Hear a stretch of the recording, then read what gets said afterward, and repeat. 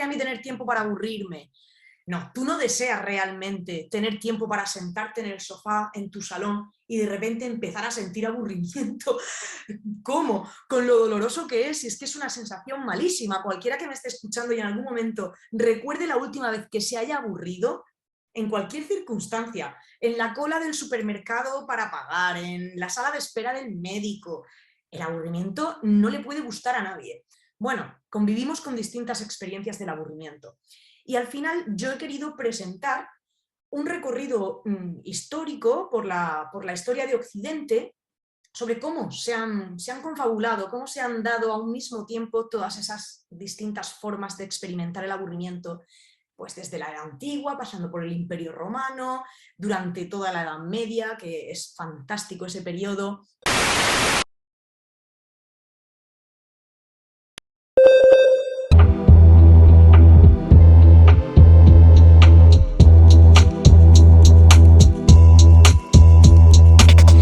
Hola, ¿qué tal? Bienvenidos a Filocharlando. El día de hoy me acompaña una gran doctora en filosofía y estoy muy feliz de tenerla por acá el día de hoy. A Josefa Ros Velasco, ¿cómo estás? Hola, ¿qué tal? Un abrazo para todos los amigos de México. Muy bien, estoy encantada de estar aquí. No, muchas gracias, encantados estamos nosotros, esperando no aburrirnos el día de hoy. Vamos a hablar mucho sobre este Esperemos que no. tema. Y antes de comenzar, les voy a platicar un poco sobre quién es Josefa, que entre paréntesis, vamos a decir que es un crack no solo del aburrimiento, sino de todo lo que es el mundo de la filosofía, pero ya lo descubrirán ustedes. Ella es doctora en filosofía por la Universidad Complutense y obtuvo la mención cum laude, que es la máxima mención, la mención honorífica en este doctorado. Además, a la postre, en su doctorado, cuando presentó su tesis, obtuvo un premio extraordinario del doctorado, entonces ya se imaginarán la clase de tesis que lanzó. Además de ello, tiene un máster en pensamiento contemporáneo y sus presupuestos históricos, tiene un máster en formación de profesorado, es licenciada en filosofía y es licenciada en publicidad y relaciones públicas. Actualmente es investigadora postdoctoral del proyecto de investigación y promoción del aburrimiento y prevención del aburrimiento en residencias de ancianos mayores en España. Fue asistente en lenguas y literaturas romances en Harvard. Fue becaria postdoctoral del Real Colegio Complutense en Harvard del 17 al 19. Es especialista en estudios del aburrimiento desde una perspectiva multidisciplinar. Es fundadora y presidenta de la International Society of Boredom Studies. Es autora, actualmente acaba de sacarlo hace unos días pues ahí está, el gran libro de La enfermedad del aburrimiento.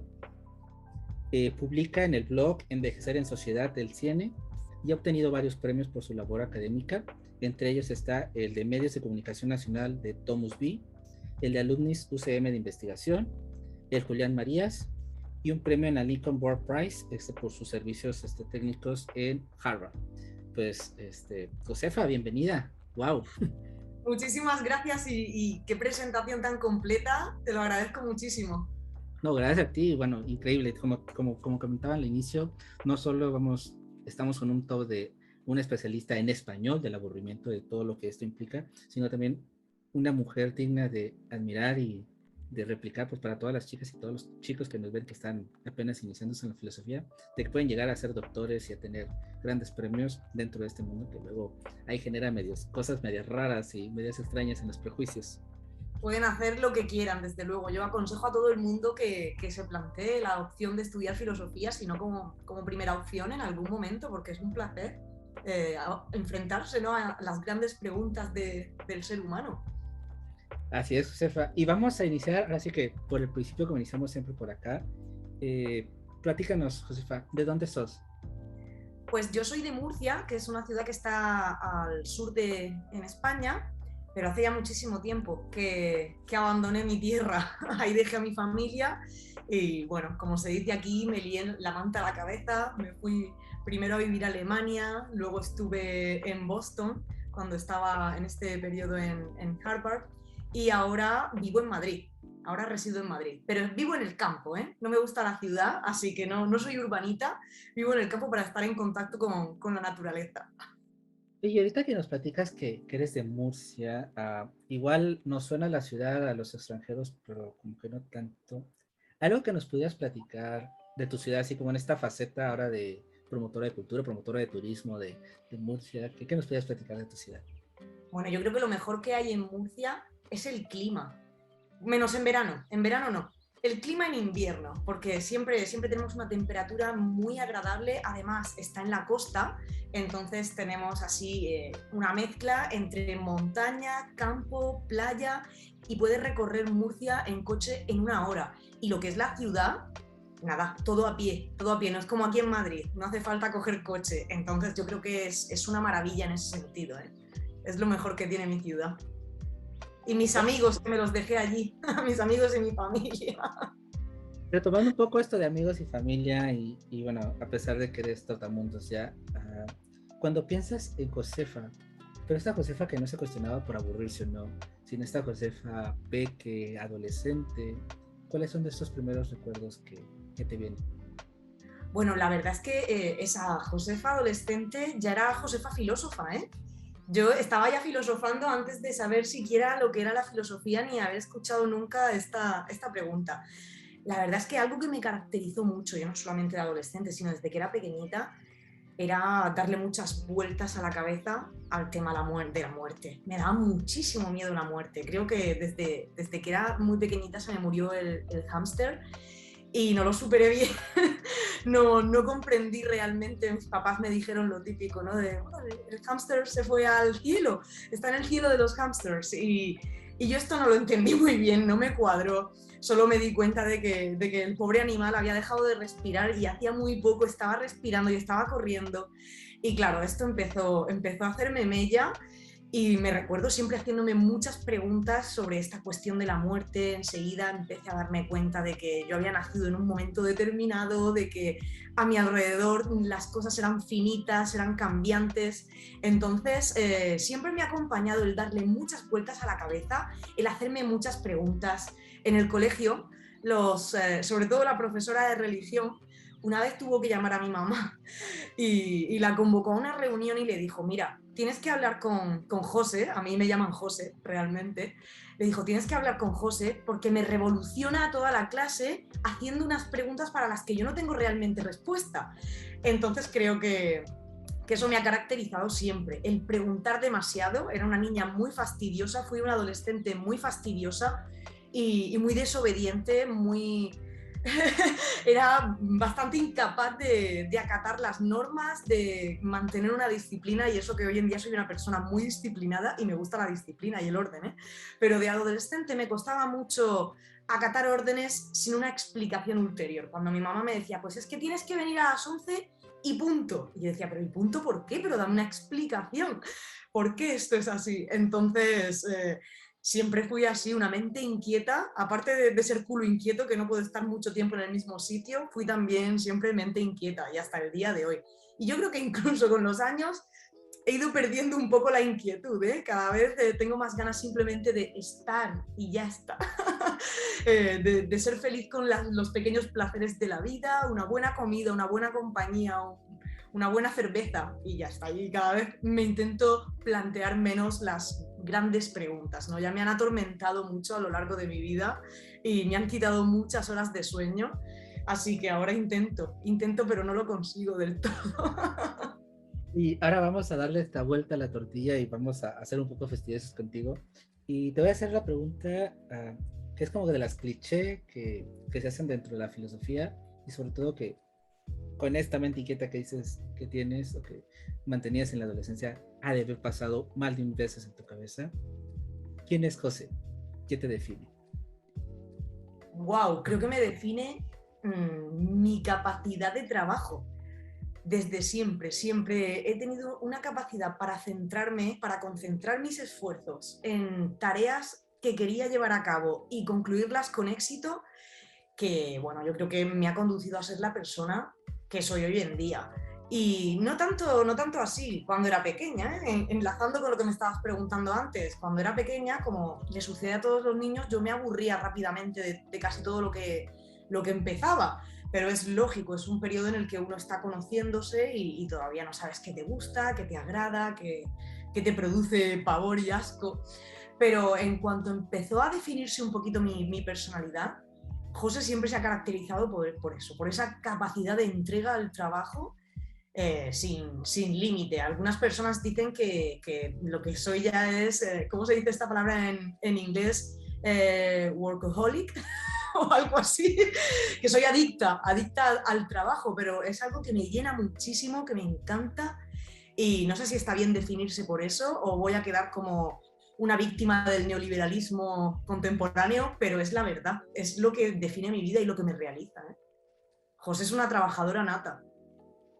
Y tomando un poco esto de adicta al trabajo y de estas situaciones, compártenos algún defecto que tengas o algunos defectos que tengas, pero también, sobre todo, rescatar las partes buenas, algunas virtudes. Danos esta balanza de qué podemos saber de estas características de José.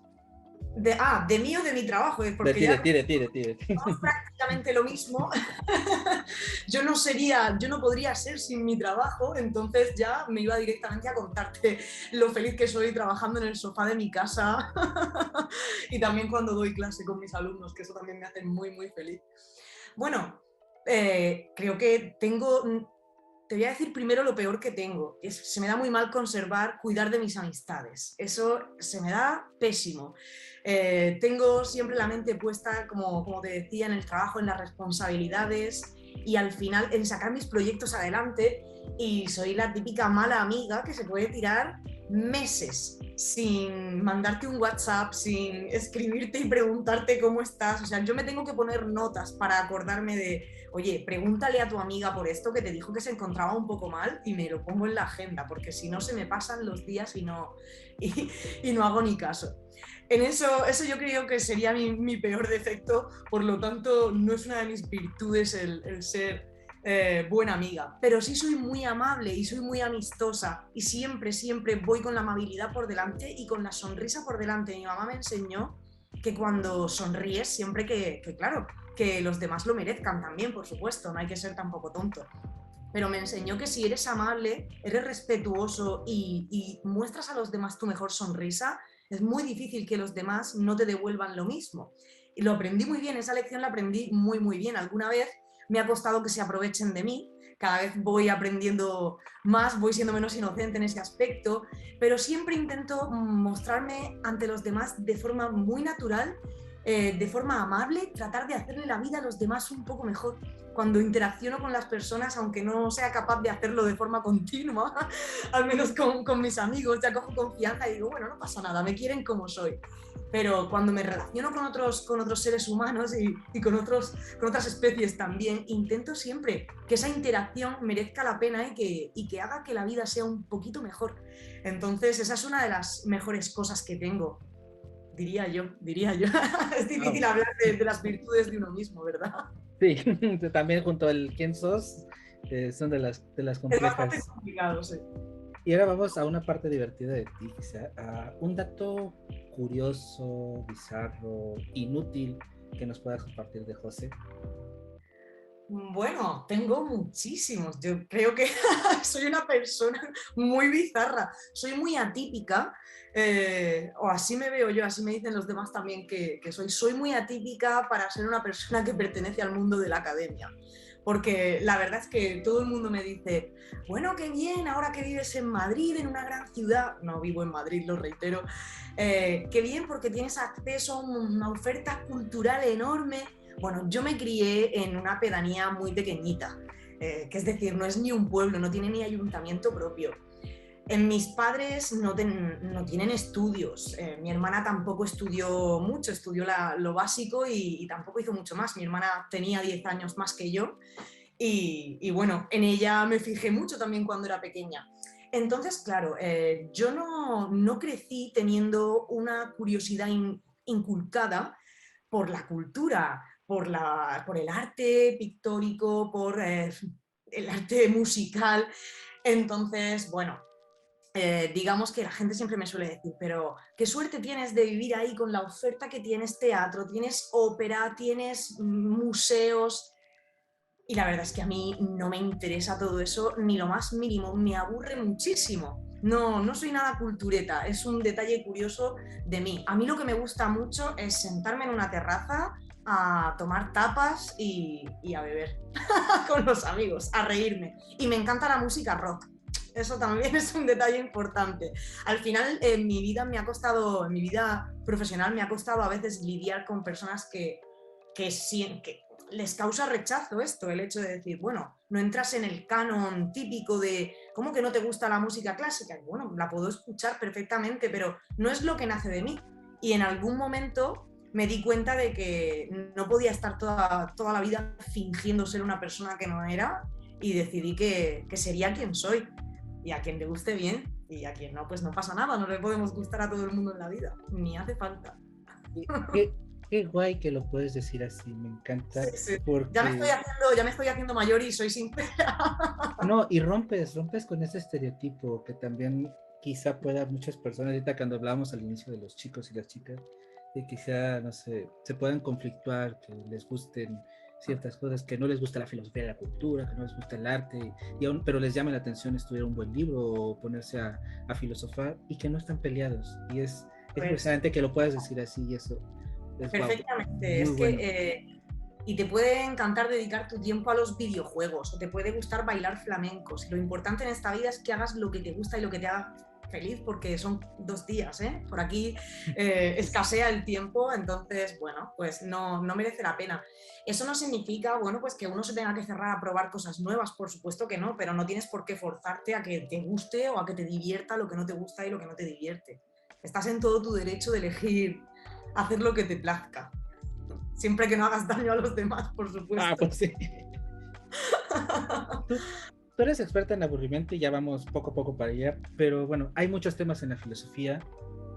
¿Cuál es esta pregunta o estos temas, estas áreas que dices, ok, está interesante que existan, no, güey, qué bueno, pero yo así como los museos, bye, no me meto ahí porque no me gustan. Bueno, dentro de lo que es la filosofía, a mí me interesaba la cuestión de la muerte, ya te digo que siempre ha estado muy presente en mi mente, y hubo un momento que estuve a punto de dedicarme a esto de la muerte, pero al final lo dejé. Creo que hice muy bien, porque enfrascarse durante años en la investigación de una cuestión que te tortura tanto, no sé hasta qué punto puede acabar siendo beneficioso en términos de salud mental, o hubiese acabado loca, me hubiese conducido quizá al abandono de la carrera académica, y no me hubiera gustado nada que hubiese sucedido eso. Me encantaba eso, siempre me ha encantado preguntarme por el sentido de la existencia, las cuestiones de metafísica también me atraen muchísimo, la antropología filosófica me chifla, todo lo que tiene que ver con el pasado de la especie humana, con nuestros ancestros, con cómo es posible que lleguemos a ser el ser que somos, todo esto me gusta muchísimo. No me gusta tanto, por ejemplo, la filosofía política. Es una rama que no me atrae nada. Y eso que cuando estuve estudiando la carrera, en mis tiempos era licenciatura, eran 5 años, ahora en España al menos son 4 años.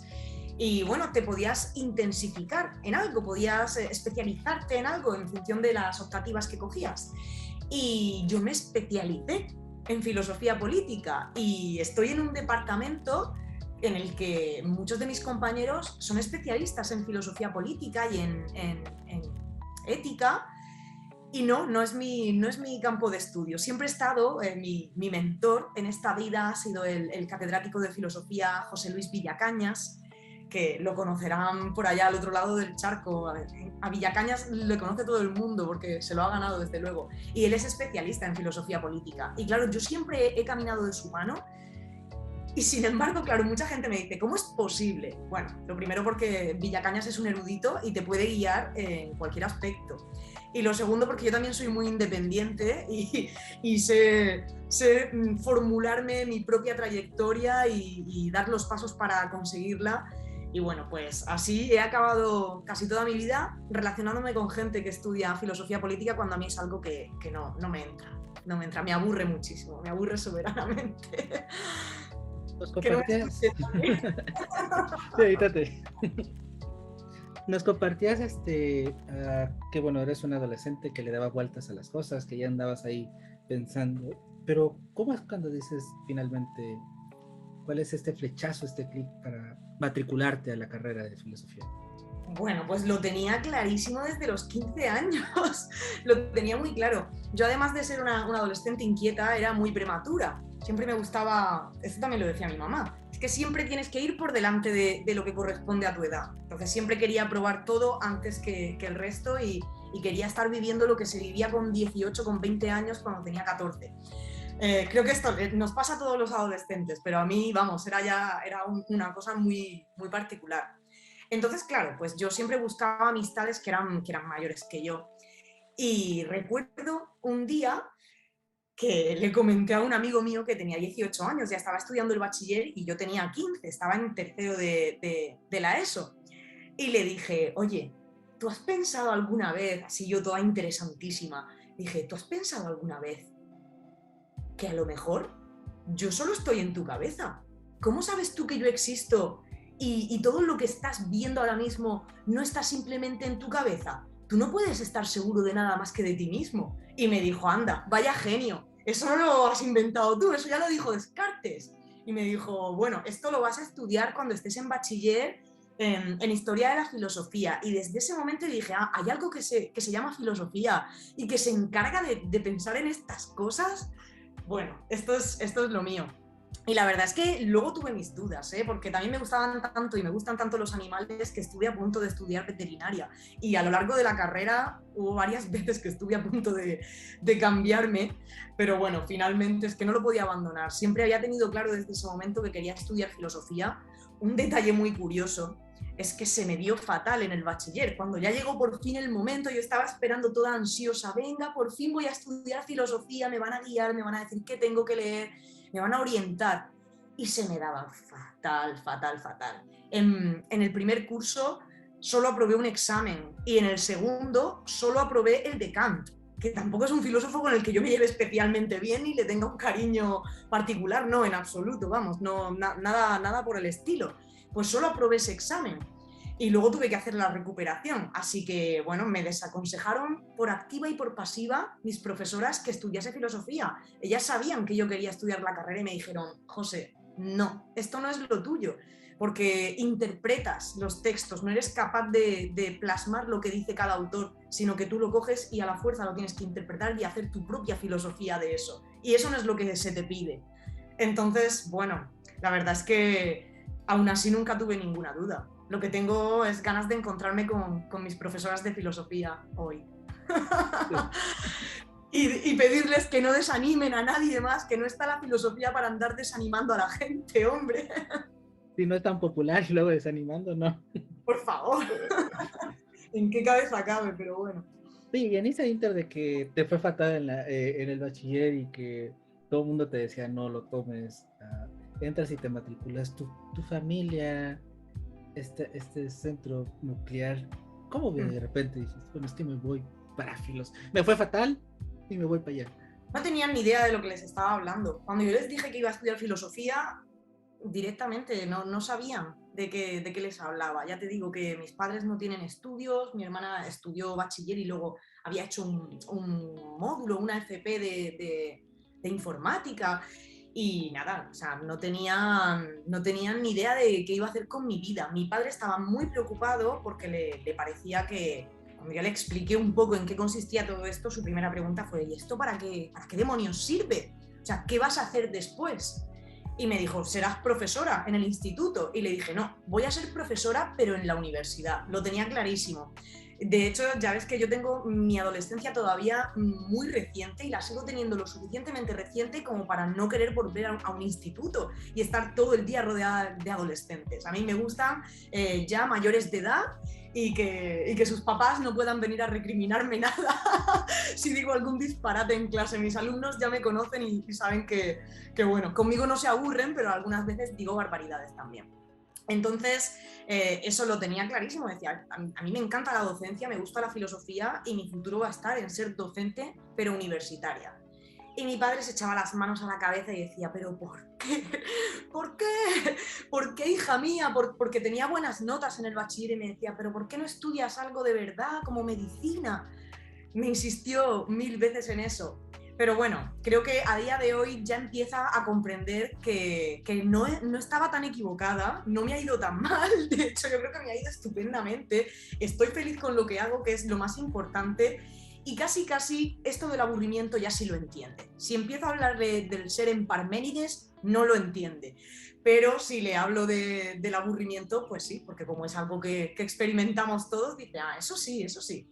Eso es lo que hace mi hija. Oye, pues al final la filosofía sí que tenía alguna aplicación, ¿eh? Y mi mamá y mi hermana me apoyaban en lo que hiciese, fuese lo que fuese. Les daba completamente igual. Ahora, ya hablamos de estos temas como política, que como que... pero dentro de todo ello, ¿por qué aburrimiento? O sea, abriendo cosas tan interesantes como la muerte, como el ser. ¿Por qué aburrimiento? ¿Por qué llegas a aburrimiento? Pues la verdad es que fue una cosa bastante casual, ¿eh? No es algo que yo me hubiese planteado durante la carrera, ni nunca había oído hablar de los estudios de aburrimiento, ni ningún profesor mío mencionó esta cuestión del aburrimiento jamás. Pero cuando empecé el doctorado, justo nada más empezar, yo sí sabía que quería hacer mi doctorado sobre el filósofo Hans Blumenberg. Eso sí lo sabía, porque era un filósofo, y sigue siendo un filósofo muy poco estudiado en nuestra lengua. En Alemania sí que hay bastante escuela en torno a su filosofía, sobre todo en torno a la metaforología, a las teorías sobre el mito, pero en español apenas se estaban empezando a traducir algunas de las obras, y a mí me encantaba. Este tipo a mí me conquistó. Blumenberg me tenía enamorada cuando estaba terminando la carrera y decidiendo qué iba a hacer el doctorado y sobre qué. Entonces fue un poco casual. Y es que justo el año que empecé el doctorado se publicó la traducción de su obra Beschreibung des Menschen, de la descripción del ser humano, y en esta obra, que la tengo por aquí, es gigantesca, habían, entre las 600 y pico páginas, habían 11 páginas dedicadas al aburrimiento. Y Blumenberg explicaba en estas páginas que el aburrimiento cumple una función en sentido adaptativo, porque dice que nos permite, no sé si ha llegado el momento de entrar en el tema, pero te lo tengo que contar ya. Dice que nos permite mantenernos en movimiento, ¿no? Este malestar que nos produce el aburrimiento nos insta a buscar formas de cambiar el contexto, de introducir novedades para alejarnos de ese dolor, y al hacer eso siempre estamos manteniéndonos en movimiento. Y él decía además que el aburrimiento había sido una capacidad que habíamos adquirido y gracias a la cual éramos hoy el ser que somos, gracias a la cual habíamos llegado a constituirnos como Homo sapiens sapiens. A mí esto, wow, me dejó, dije, pero ¿de verdad el aburrimiento hace tantas cosas? ¿En serio esto es así? Empecé a investigar un poco más y cuál fue mi sorpresa cuando me di cuenta de que todo lo que se estaba haciendo en torno al aburrimiento en la actualidad provenía de las ciencias de la salud mental, de la psicología y de la psiquiatría. Y no tenía nada que ver con esto que decía Blumenberg, al contrario, estaban enfocándose siempre en el malestar que te produce el aburrimiento, en los trastornos que están relacionados con el aburrimiento, en las conductas desviadas que llevamos a cabo para desasirnos del aburrimiento. Y decía, wow, pero qué contraste, ¿no?, entre lo que dice Blumenberg y lo que se está diciendo en la actualidad. Y de ahí no he salido. Hace 10 años que me pasó esto, que me encontré con este regalo, porque para mí ha sido un regalo encontrar un tema que me apasione tanto en la vida. Siempre se lo digo a mis alumnos. Si queréis estudiar un doctorado, es un requisito para poder ser profesor de universidad, está claro. Pero tenéis que buscar un tema que os apasione o lo vais a acabar aborreciendo. Bueno, pues yo hice el doctorado sobre aburrimiento, he estado 4 años de postdoc con el aburrimiento, me esperan 3 más por delante de nueva postdoc y creo que voy a estar el resto de mi vida, porque este es un nicho infinito, es inabarcable todo lo que se puede estudiar en torno al aburrimiento. Pero así fue por pura casualidad. Muchas personas piensan que es porque yo misma tengo tendencia a aburrirme. Bueno, pues tengo la misma que todo el mundo. Ya me he hecho algún test, porque el aburrimiento se puede cuantificar, se puede objetivar y puedes saber qué tan propenso al aburrimiento eres, si soy una persona normal. Así que no fue por una cuestión personal, simplemente me deslumbró como tema académico y además vi que había mercado, que era algo que estaba muy descuidado. Ahorita, bueno, aprovechando que tocaste antes de irnos un poco a la tesis, que también quiero tocarlo un poco. Hablamos del aburrimiento en cuanto a estas cosas buenas y malas, pero antes de ejemplificar esto de que si para el movimiento, que para ciertas cosas, quizá una pregunta muy obvia o no sé qué tan obvia puede ser, ¿qué es el aburrimiento? No es nada obvia, es la pregunta más complicada de todas. ¿Por qué? Porque, te explico, utilizamos la palabra aburrimiento y no solamente en castellano, sino en todas las lenguas. Cuando hablamos del ennui en francés, el Langeweile en alemán, la noia en italiano, el boredom en inglés, utilizamos esta etiqueta para referirnos a experiencias que son muy diversas, que son de distinta naturaleza en cuanto a su longitud, en cuanto a su intensidad, en cuanto al tipo de escenario en el que se producen, a su naturaleza, su raíz, su desencadenante. Hablamos de aburrimiento para decir, por ejemplo, bueno, pues es que me estoy leyendo este libro y me está resultando un aburrimiento. Hablamos de aburrimiento para decir, estoy aburridísimo en el trabajo. También cuando queremos hacer alusión a qué aburridos que son los políticos, siempre con lo mismo, siempre nos están contando las mismas mentiras. Hablamos de qué aburrida que es esta cultura o qué aburrida es la vida. Siento un aburrimiento existencial por el simple hecho de estar vivo. Estamos aludiendo a experiencias, a fenómenos muy distintos, aunque todos tienen en común que son dolorosos. Pero no son en sí lo mismo. Entonces, cuando hablamos de aburrimiento, tenemos que tener muy claro a qué nos estamos refiriendo. Si realmente es ese aburrimiento más de carácter situacional, si es un aburrimiento de carácter más profundo. Tenemos que pensar en quién es el receptor de ese aburrimiento, cuál es la raíz de ese aburrimiento. Pero bueno, para no enrollarme, te voy a dar la definición estándar del aburrimiento más sencillo, del que sufrimos el común de los mortales en algún momento del día o en algún momento de la semana, que es simplemente un malestar que se produce cuando hay un desequilibrio entre nuestra necesidad de estimulación interna para que nuestros niveles de excitación cortical estén suficientemente altos y lo estimulante que nosotros percibimos el entorno, el contexto o la actividad con la que nos encontramos, en la que nos encontramos inmersos en un momento determinado. Sucede que, por razón de que ese contexto, esa actividad, o bien no es lo suficientemente estimulante de acuerdo con nuestras necesidades, o bien no es capaz de mantener nuestra atención en el tiempo de manera que podamos estar comprometidos con ella y estar entretenidos, o bien nosotros mismos no percibimos que el esfuerzo, el gasto energético que tenemos que hacer para estar pendientes, comprometidos, atentos a esa actividad o a ese contexto, es demasiado alto en función del beneficio que esperamos recibir a cambio. Por ejemplo, esto te lo puedo ejemplificar. Una persona puede estar aburriéndose ahora mismo mientras visualiza esta entrevista, mientras escucha esta entrevista, por la razón de que quizá la entrevista está siendo un aburrimiento. Quizá porque esa persona no es capaz de mantener la atención en función de sus necesidades, o esta entrevista no es capaz de captar la atención suficientemente. O bien porque la persona está diciendo, bueno, esto me está requiriendo un gasto energético y al final, ¿qué voy a ganar yo escuchando a esta mujer aquí soltarme su rollo? Pues tampoco voy a ganar nada, me da igual aprender sobre el aburrimiento o no saber nada, así que desconecto. Eso es un poco lo que sucede cuando nos aburrimos, o lo que podríamos decir que es la definición del aburrimiento, pero a partir de ahí hay una variación infinita, es enorme. La que comentabas sobre Hans, hablas un poco sobre esta definición, este concepto de que genera movimiento.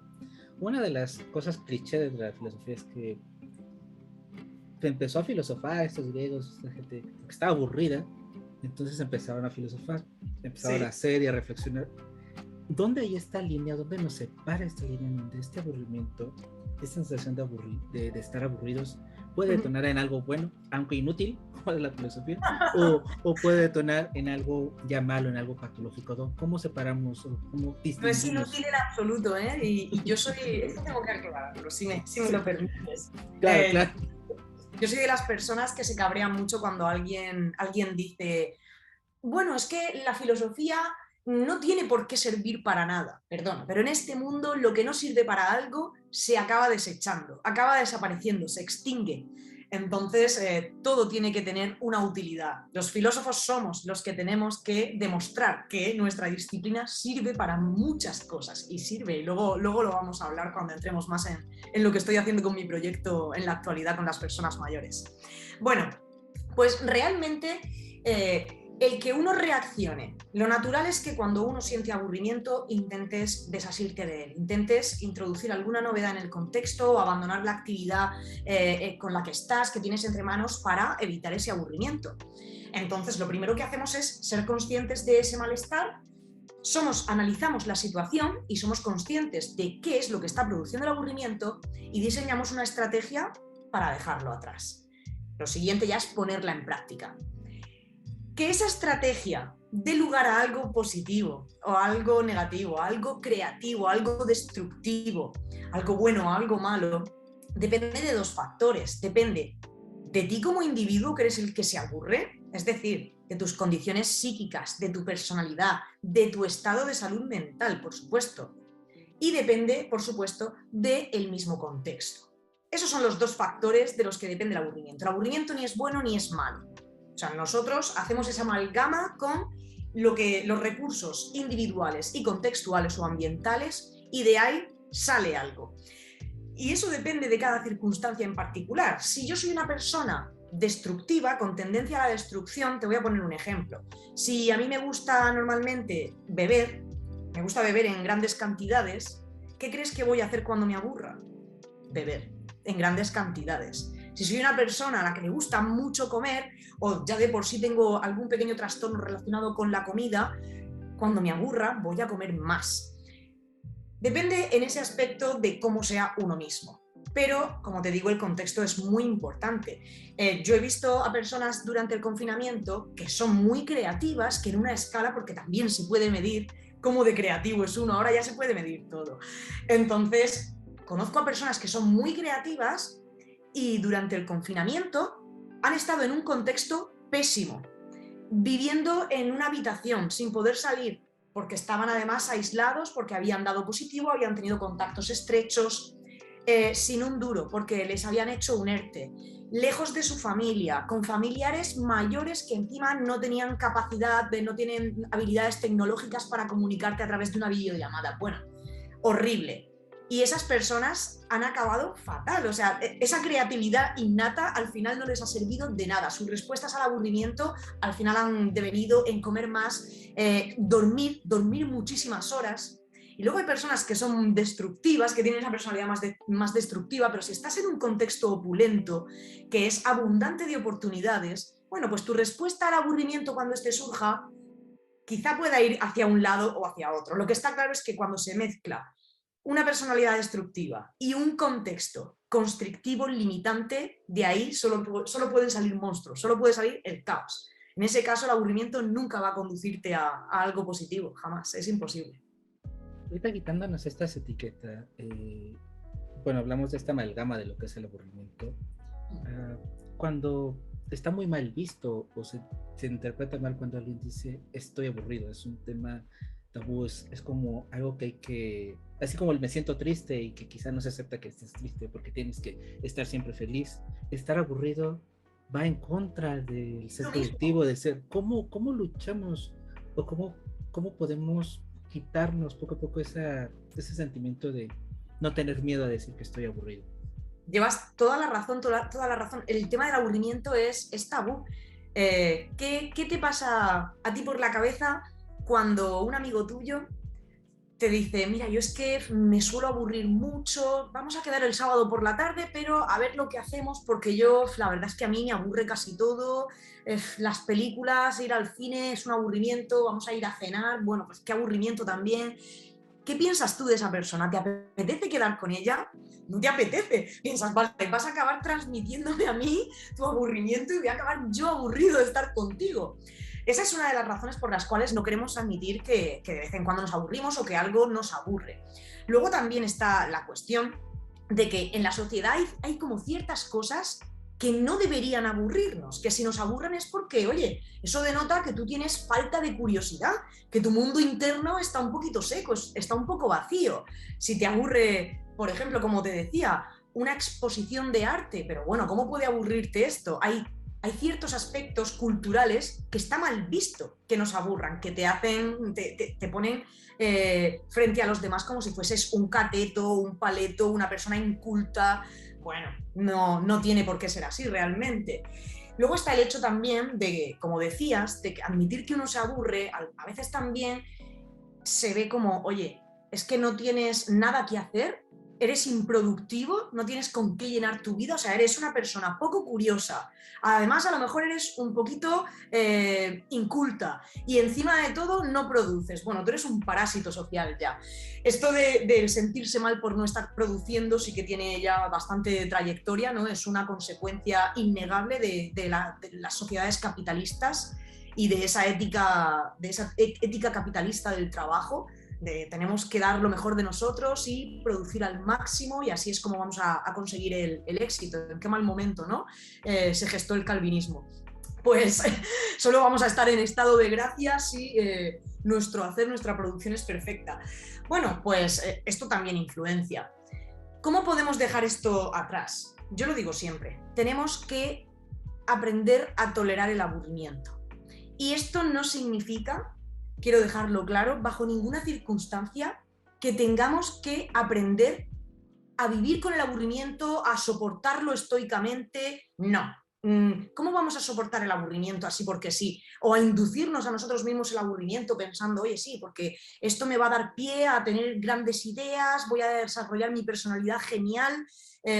No, esto ya ves que no tiene nada que ver, que se tienen que dar una concatenación de factores bastante amplia para que de tu aburrimiento salga algo bueno. La mayoría de nosotros no nos movemos un ápice de nuestra zona de confort para hacer frente al aburrimiento. Siempre vamos pues al móvil, pues a la televisión y poco más. Entonces, tenemos que aprender a tolerar el aburrimiento y esto significa que tenemos que hablar de él, tenemos que normalizarlo, tenemos que desestigmatizarlo. Tenemos que dejar de verlo como se ha hecho en los siglos atrás, como un vicio, como un castigo. Tenemos que dejar de verlo en términos negativos. Porque es cierto que es doloroso, por supuesto que sí, pero es que da igual, va a seguir estando ahí. A ti te duele la cabeza de vez en cuando, tienes dolencias físicas de cualquier tipo. Estas dolencias hacen las veces de una señal, son una voz de alarma de que algo no funciona, algo está pasando. Si no fuese por eso, tú quizá pues, no te darías cuenta de que algo a nivel fisiológico se está estropeando dentro de ti. Con el aburrimiento sucede lo mismo. El aburrimiento te da la señal de que algo en el contexto está fallando.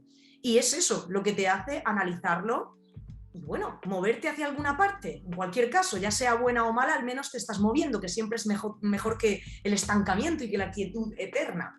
Entonces, tenemos que normalizar que nos vamos a aburrir, que es normal aburrirse y que incluso hasta es una ventaja. En términos blumenbergianos es una ventaja competitiva en nuestra carrera evolutiva. Es una ventaja que tengamos ese malestar que nos espolea y que nos hace replantearnos si realmente ese contexto en el que estamos o esa actividad en la que estamos gastando nuestras energías merece o no merece la pena. Ahorita que tocas a este filósofo, vamos un poquito a tu tesis. Le llamaste el aburrimiento como presión selectiva en Hartmut Bernburg. Y más o menos, a grosso modo, hablas de esta historia entre cómo puede ser algo psicopatológico, se mezcla lo médico, lo filosófico, lo literario y lo teológico.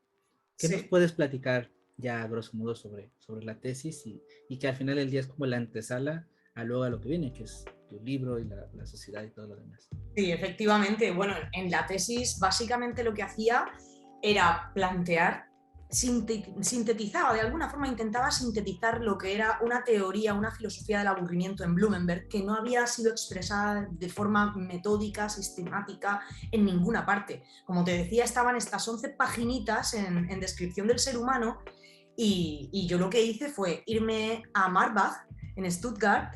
Estuve estudiando sus textos inéditos, bueno, ni textos, son cartitas de estas tarjetitas de cartulina, donde él, no lo hacía él, lo hacía su secretaria, él le dictaba sus notas, sus reflexiones, y bueno, pues su secretaria las mecanografiaba y estaban almacenadas en cajas, bueno, una habitación llena. No creo ni que hayan terminado todavía de clasificarlo todo.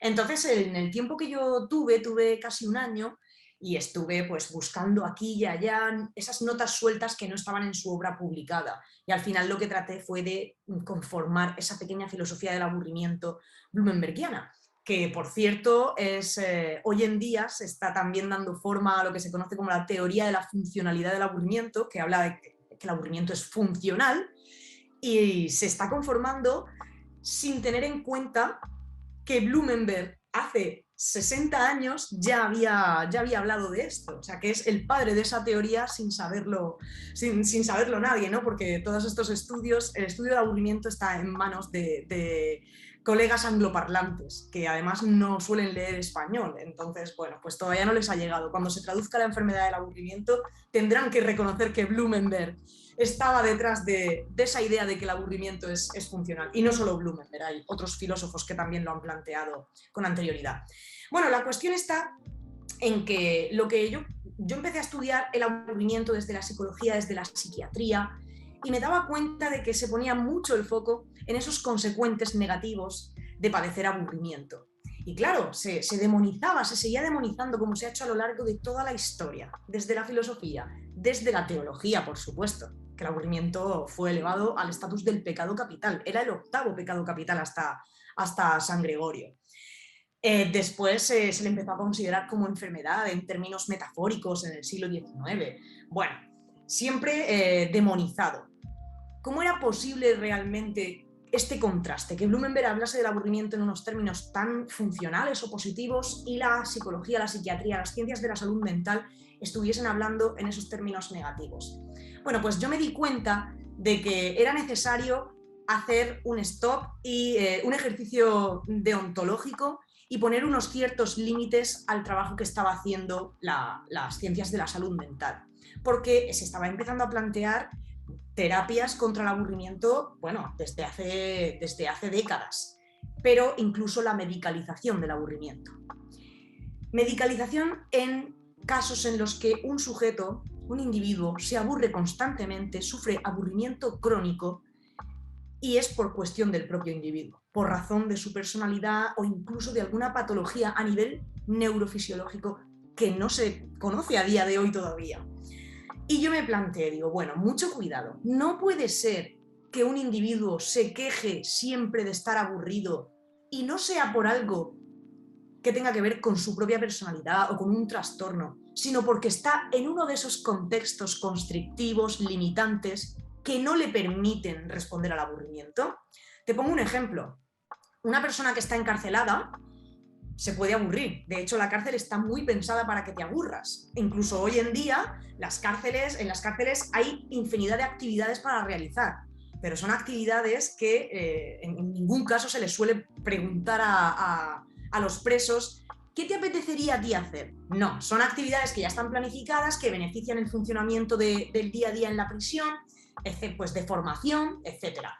Pero no son actividades placenteras, no son actividades de ocio, puramente de ocio. Para eso no va uno a la cárcel, ¿verdad? Entonces, el que se aburre en la celda sabe que se está aburriendo, sabe cuál es el motivo de su aburrimiento, que es el entorno, sabe qué le gustaría hacer para dejar de aburrirse, oye, pues quizás salir y hacer una fiesta con los amigos, pero no puedes, no puedes. Tú diseñas tu estrategia para desasirte del aburrimiento, pero no la puedes poner en práctica. Entonces tu aburrimiento se cronifica, se va a quedar ahí, va a seguir estando. Tú te puedes quejar siempre de que te estás aburriendo. ¿Realmente el problema eres tú? ¿O puede que el problema sea el contexto? Las ciencias de la salud mental estaban obviando en gran medida esta parte.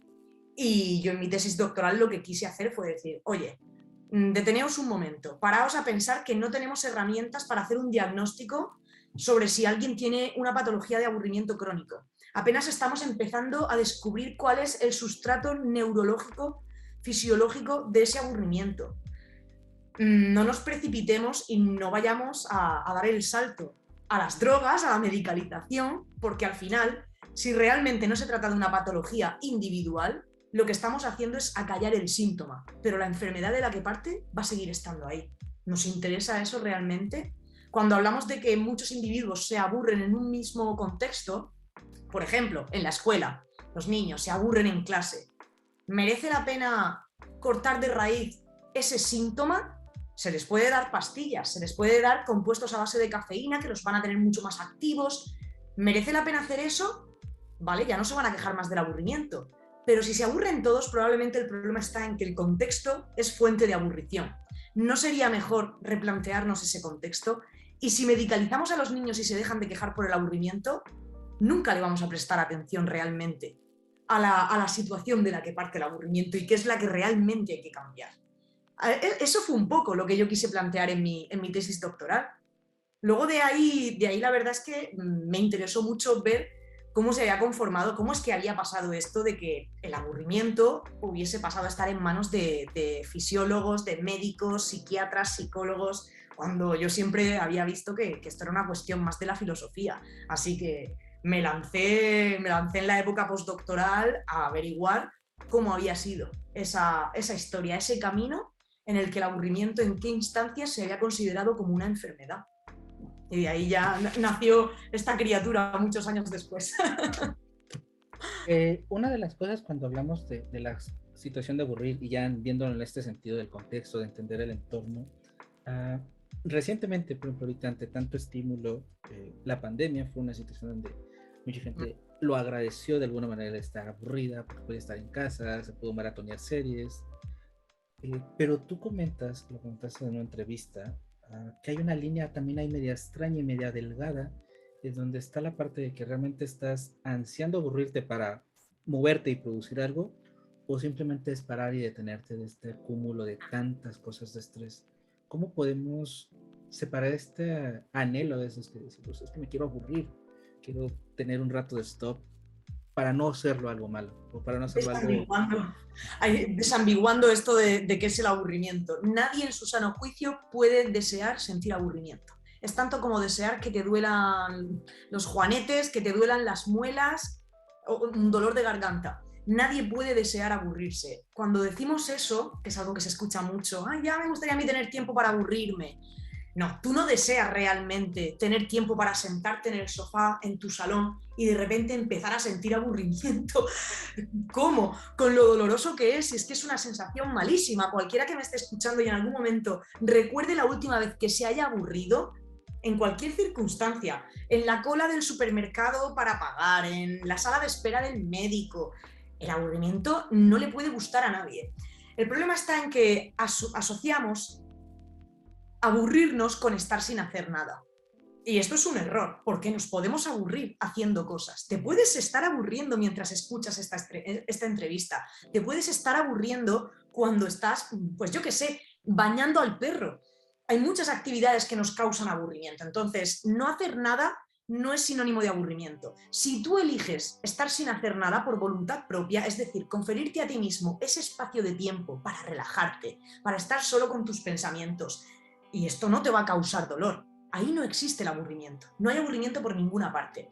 A lo que nos referimos cuando decimos eso de ya me gustaría tener más tiempo para aburrirme, lo que quieres decir en realidad es que te gustaría tener tiempo en blanco en el que se puedan dar una serie de libres realizaciones que ya veremos si a lo mejor pues luego te aburren o no. Cuando tengas ese tiempo y a lo mejor empieces a estar a solas con tu pensamiento, a lo mejor surge el aburrimiento y lo primero que vas a hacer es intentar librarte de él. Vas a empezar a buscar algo que hacer para librarte del aburrimiento.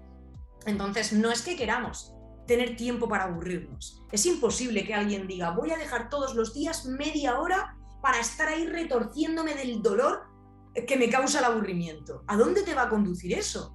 A ninguna parte. Es que de hecho el aburrimiento no te permite dejar el cerebro en blanco, no te va a dejar que dejes la mente tranquila. El aburrimiento lo que hace es llenarte la mente, y en muchos casos de pensamientos nauseabundos. Te va a llenar la mente para ponerte en estímulo otra vez, para que busques la forma de estar estimulado. Nuestro cerebro necesita estar estimulado.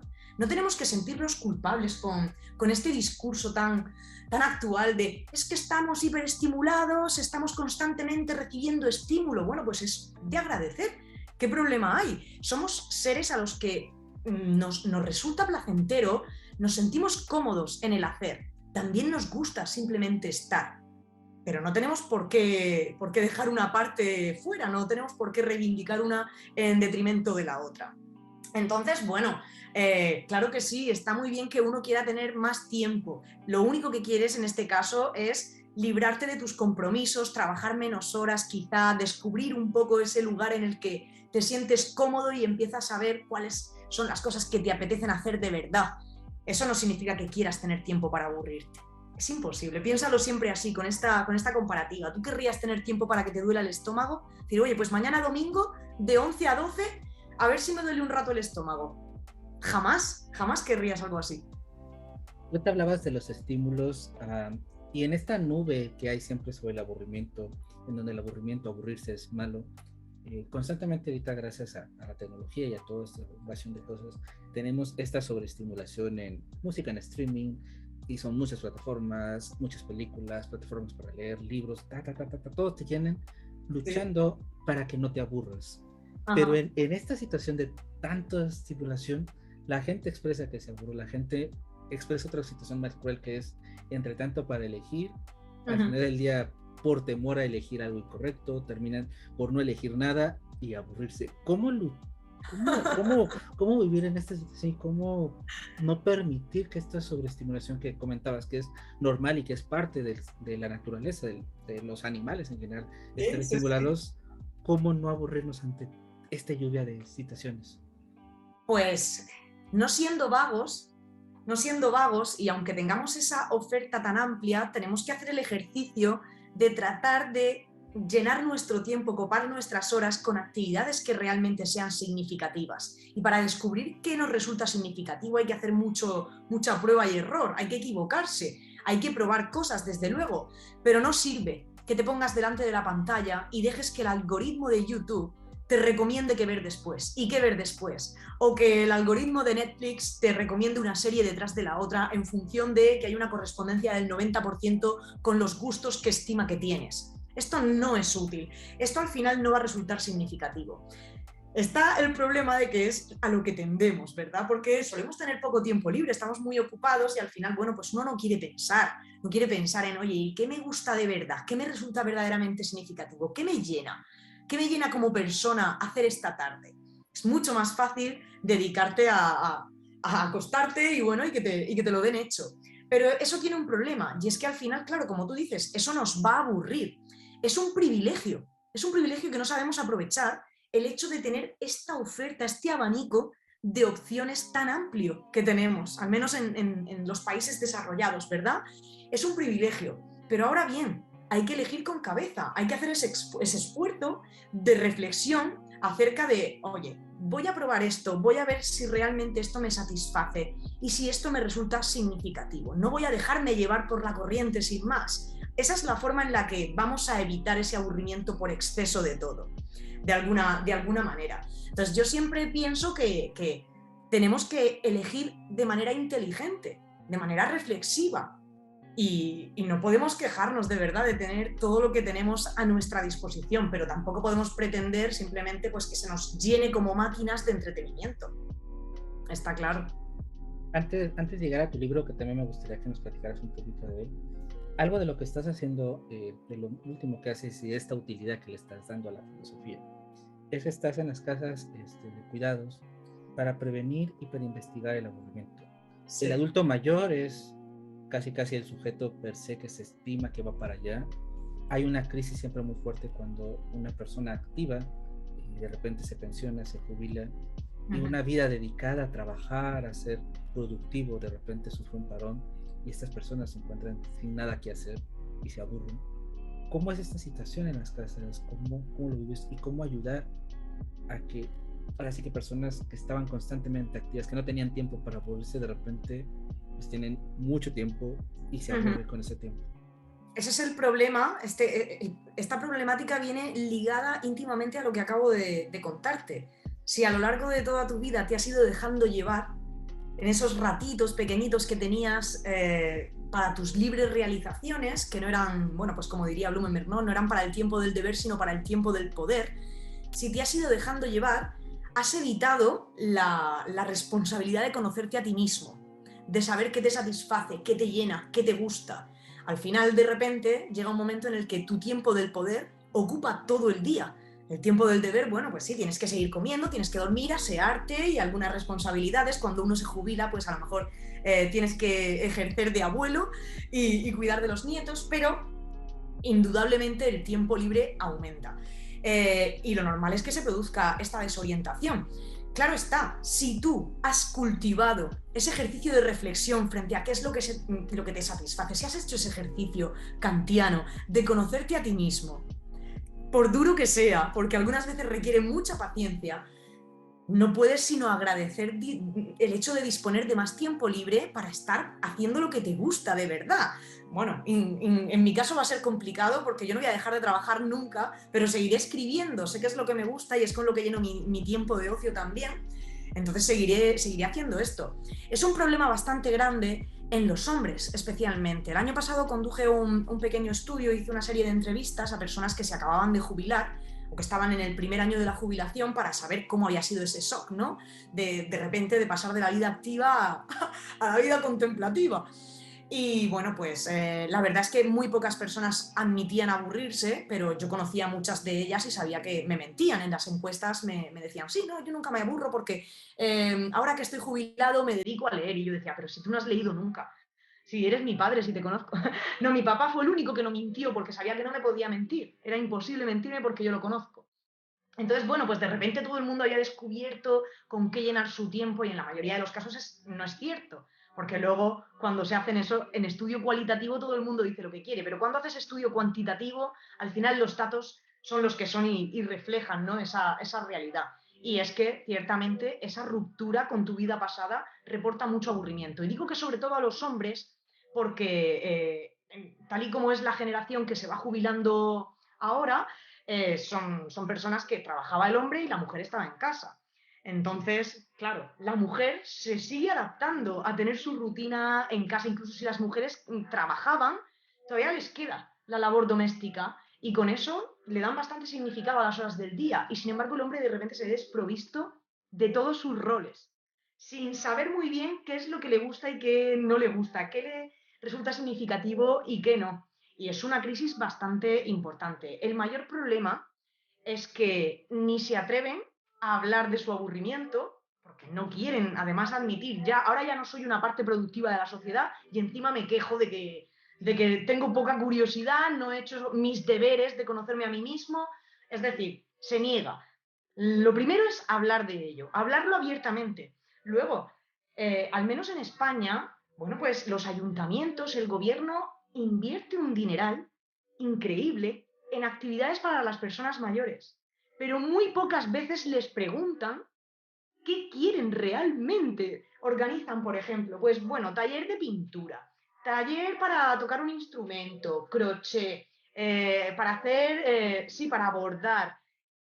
Una serie de talleres que luego las personas mayores con las que yo hablo me dicen, es que a mí eso no me interesa ni lo más mínimo, pero ¿a quién le han preguntado para organizar estos talleres? Se organizan con dinero público. Y luego además no llegan a la gente, porque se ponen a disposición en internet, en redes sociales, y cuántas personas como mis padres no utilizan esos medios. Si de ellos mismos ya no nace el hecho de ir a buscar actividades, ¿cómo les va a llegar ese input? ¿Cómo van a recibir ese estímulo para involucrarse en otras cosas? Entonces también hay un problema bastante fuerte de marketing y de publicidad, pero sobre todo de personalización. Hay un problema muy grande de personalización. Hay que atender a esas necesidades de estimulación de una forma mucho más personalizada y no directamente, bueno, pues el taller de pintura y el que quiera venir bien y el que no, que se muera del asco en su casa. Pero sí es una cuestión bastante complicada, ¿eh? Por ejemplo, ahorita que hablas de esta situación, de este shock, ¿cuál sería en lo que has estado viviendo, en lo que ves, quizá estas recomendaciones, para allá vamos algunos, ¿no? Pero ya para la ola esperemos llegar a esos albores, en donde, incluso para nosotros y para estas personas que van para allá, que están quizá, no sé, que les faltan 3, 4 años, ¿qué podrían hacerse los ayuntamientos? ¿Qué podríamos hacer para evitar que este desquiebre sea tan fuerte y ayudar a pues que salgan y realmente lo vean como pues un beneficio, algo bueno y quizá no como algo, como todo lo contrario, ¿no? Como esa carga. Lo primero de todo es darle al aburrimiento la importancia que tiene, porque uno de los mayores problemas es que nos centramos mucho en la cuestión de la soledad no deseada y dejamos de lado por completo la cuestión del aburrimiento. Nosotros todavía operamos bajo un modelo biomédico cuando nos referimos a la salud. Entonces nos centramos en estar sanos físicamente. en las enfermedades del cuerpo, y en las enfermedades mentales también, pero claro, el aburrimiento no es una enfermedad mental, es una enfermedad del alma. Es algo que te hace enfermar a ti como ser a nivel espiritual. Hace incluso que la vida deje de merecer la pena ser vivida. De hecho, hay bastantes casos de suicidio por motivo de aburrimiento y en personas mayores, que es lo más grave. Entonces, lo primero de todo es que se reconozca que el aburrimiento puede ser un problema de salud pública y que si conforma un problema de salud pública, el Estado es responsable de preocuparse y de responsabilizarse de él. Un Estado en el que al menos estamos invirtiendo una cantidad ingente de dinero en sanidad a nivel público, claro, en sanidad gratuita. Bueno, pues hagámoslo bien. Eso por una parte. Y yo siempre digo que lo más importante es dejar que las decisiones estén en manos de las personas que se van a ver afectadas por ellas. Hay que preguntarles a ellos, ¿de qué queréis que hagamos las actividades? ¿Qué queréis que hagamos con esta partida de dinero realmente? Tenemos que favorecer que hayan espacios de diálogo en los que se pueda dialogar muy abiertamente acerca de lo que nos aburre, de lo que no nos aburre como sociedad y de qué queremos y cuáles son nuestras necesidades. Yo me encontré, esta es una anécdota que cuento pocas veces, pero hoy la voy a soltar. En una de las residencias a las que visité, bueno, pues era un sábado y por la noche tenían la actividad típica de los sábados, el bingo. Y bueno, pues yo pasé la tarde, parte de la mañana y un poquito de la tarde hablando con unos, con otros, y hacia el final, ya cuando me iba a ir, estaba rodeada pues ya yo era un estímulo bastante importante en la residencia, rompía la rutina completamente. Y bueno, estaba rodeada pues como un grupo de 6, 7, 8 personas mayores, ¿no? Y todos eran varones. Y entonces empezaron, bueno, pues nada, esta noche ya toca el bingo otra vez, que luego encima le dan de bingo pues una pulsera. O sea, es increíble. Entonces, bueno, y yo les dije, venga, contadme, ¿qué os apetece de verdad hacer esta noche? No, qué vergüenza, no te lo decimos. Y al cabo del rato insistiéndole, se reían entre ellos, se miraban con miradas cómplices y decían, a nosotros lo que nos gustaría sería que viniese así una chica joven como tú y haga un baile. Fíjate qué cosa más absurda y qué tonta. Era tan absurdo que no hubiera costado ningún trabajo realmente. Yo conocía a 100.000 personas que voluntariamente, incluso yo misma, me hubiese prestado por hacerles felices. Entonces, claro, hay que preguntarles a ellos. No todas las actividades pueden estar encaminadas a conservar la movilidad física, la destreza cognitiva. En esta vida necesitamos las actividades por placer, por puro ocio y sin más. Y ellos también, ellos más que nadie, que llevan toda su vida, si han hecho los deberes conociéndose a sí mismos y saben mejor que nadie lo que les gusta y lo que no les gusta. Entonces hay que hacerles partícipes de las decisiones que se toman. Simplemente es tan sencillo como eso. Y ahora platicamos un poquito sobre la enfermedad del aburrimiento, este texto que nos comentabas, allá a grosso modo que se formó desde hace muchos años, ha ido caminando. ¿Qué encontramos ahí? ¿Qué podemos estudiar? Y al final el aprendizaje que te deja a ti tras escribirlo, el cómo llegaste y el cómo sales en este proceso. Pues este ya te digo, es el resultado de mis años de tesis doctoral, de los 4 años que fui, 2 de ellos postdoc en Harvard, los otros 2 que he estado en la Universidad Complutense de Madrid. Este es el resultado de todo ese tiempo de trabajo, y al final en la enfermedad del aburrimiento lo que hago es plantear, hacer una desambiguación en primer lugar de eso que es el aburrimiento, teniendo en cuenta, como te decía, todos esos factores que determinan su experiencia en cuanto a su profundidad, su naturaleza, su raíz, las formas en las que respondemos frente a él. También su durabilidad, que es muy importante, los escenarios en los que somos capaces de responder a él y los que no, y cómo el aburrimiento se ha ido comprendiendo a lo largo de la historia y ha ido dando posibilidad, ¿no? Conformando esa tipología de experiencias del aburrimiento. Somos víctimas normalmente de más de una de las formas de experiencia del aburrimiento, de la más sencilla y en ocasiones también de la más profunda, porque tú mismo lo decías, ¿no? Al final, ¿cuántas veces se escucha esto de qué aburrimiento ya de la televisión en general, qué aburrimiento del ocio que tenemos hoy en día, qué aburrimiento de nuestra sociedad? Bueno, convivimos con distintas experiencias del aburrimiento. Y al final yo he querido presentar un recorrido histórico por la historia de Occidente, sobre cómo se han confabulado, cómo se han dado a un mismo tiempo todas esas distintas formas de experimentar el aburrimiento, pues desde la era antigua, pasando por el Imperio Romano, durante toda la Edad Media, que es fantástico ese periodo, también durante la modernidad, cómo lo estamos experimentando hoy en día. Y la conclusión final es en algún sentido, ofrecerle al lector una herramienta o una batería de herramientas más bien para que conozca su aburrimiento, para que después de leer el libro, la siguiente vez que se aburra, ya no vuelva a pasarle desapercibido el aburrimiento, ni le va a pasar desapercibida su causa. Va a mirar el aburrimiento con unos sentidos con los que nunca jamás lo había hecho, con ojos completamente renovados. Lo que pretendo es facilitar con la lectura de la enfermedad del aburrimiento ese ejercicio de detenernos sobre nosotros mismos cuando experimentamos aburrimiento y poder analizar cuáles son sus causas, de qué tipo es y cómo podemos responder frente a ese aburrimiento haciendo uso de los recursos que tenemos a nuestra disposición, tanto individuales como ambientales, de forma que nuestra respuesta sea lo más adaptativa posible y evitemos esas conductas desadaptativas para librarnos del aburrimiento por la vía rápida. Así que bueno, esto no es un libro de autoayuda, es un ensayo cultural a fin de cuentas, pero mi intención última es esa, que el lector aprenda a escuchar su aburrimiento y por supuesto que esto rompa el tabú sobre el aburrimiento y que abra el diálogo, que lo desestigmaticemos y seamos capaces de hablar con mucha más naturalidad sobre el aburrimiento. Al final, las cosas que nos aburren a unos y a otros dentro de una sociedad suelen ser las mismas. Si nos comunicamos acerca de ellas, es mucho más fácil dejarlas de lado y pasar a lo siguiente, a algo que nos satisfaga, porque al final vivimos para eso, para buscar la satisfacción, el placer, lo que nos haga felices.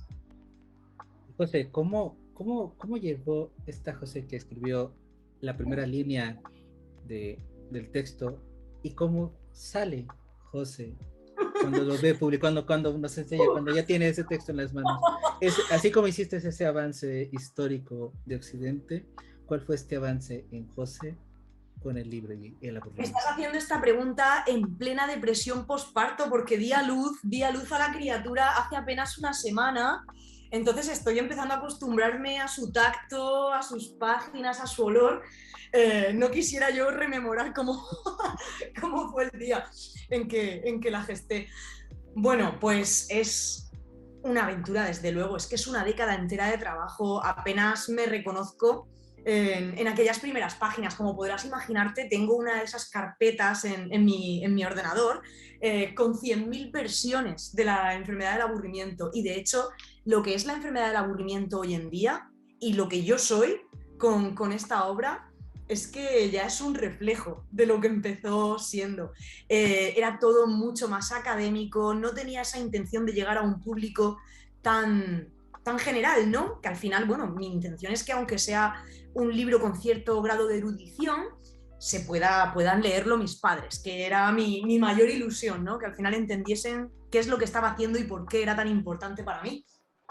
Entonces, bueno, pues al principio era casi otra tesis doctoral, llena de citas, referencias, era una biblia del aburrimiento, donde al final había hecho una revisión literaria sistemática, interdisciplinar de fuentes sobre el aburrimiento, infumable. Y bueno, poquito a poco y con la ayuda de los amigos de Alianza Editorial empecé a perfilar esto. Yo también había ya crecido mucho, ya había pasado de ser estudiante a ser divulgadora, que es mi pasión en la actualidad, divulgar la ciencia, divulgar la filosofía, llevarla a todos los rincones. Así que, claro, estamos hablando de que cuando yo empecé tengo esa imagen de ratita de biblioteca, metida con mis pilas, cientos de libros y todo el tiempo sacando una cita de uno, una cita de otro, y estaba mucho más aislada del mundo. No veía esta cuestión del aburrimiento como algo que pudiese revertir en última instancia en una mejora social. Y ahora es justo ese en el punto en el que me encuentro. Pienso que realmente puede marcar un hito en la forma en la que comprendemos nuestro aburrimiento actualmente y que nos va a ayudar a todos a ser más libres, sobre todo. O sea, que me he hecho mayor. La criatura hizo la comunión hace 2 años ya en el vientre. Tiene 10 años de gestación y bueno, me he hecho mayor con ella. Me he hecho adulta. Y ahora sí, finalmente, José. Y ahora sí, José, finalmente, ¿cómo te podemos encontrar?